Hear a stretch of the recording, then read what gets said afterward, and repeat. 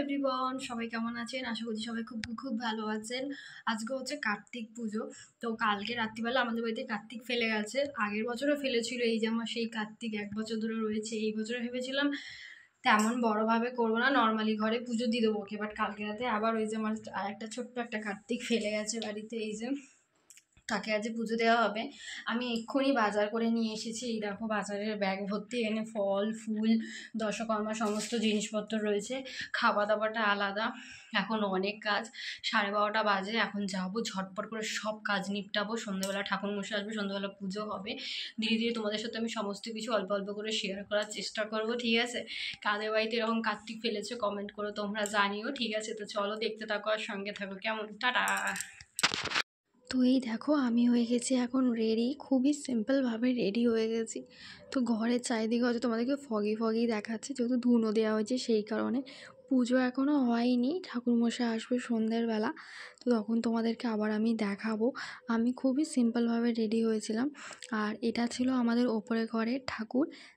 একদিনে বাড়িতে 2টো ঠাকুর ফেলা হয়েছিল। তো এটা ওপরের ঘরের ঠাকুর, যেখানে অলরেডি পুজো করা স্টার্ট হয়ে গেছিলো। যেহেতু আমাদের রেডি হয়নি, সেই জন্য প্রথমে ওপরে ঘরের ঠাকুর গিয়ে পুজো দেওয়া শুরু হয়েছিল।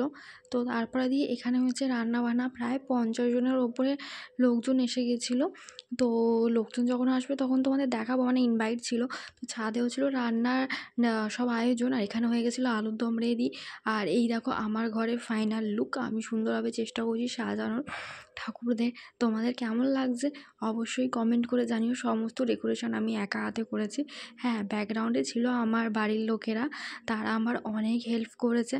দেখো সবসময় তাদের হেল্প ছাড়া কিন্তু আমরা আধুরাই থাকি, যতক্ষণ না বাড়ির লোকেরা আমাদের সাথে থাকে। তারপরে ঠাকুরমশাই ওপরে পুজো দেওয়ার পরে আমাদের নিচে এসেছিলো। দেখো কত বাচ্চা কাচ্চারা, খুব আনন্দ হয়েছে আজকের এই দিনটা, ভীষণ মন জুড়ে গেছিলো।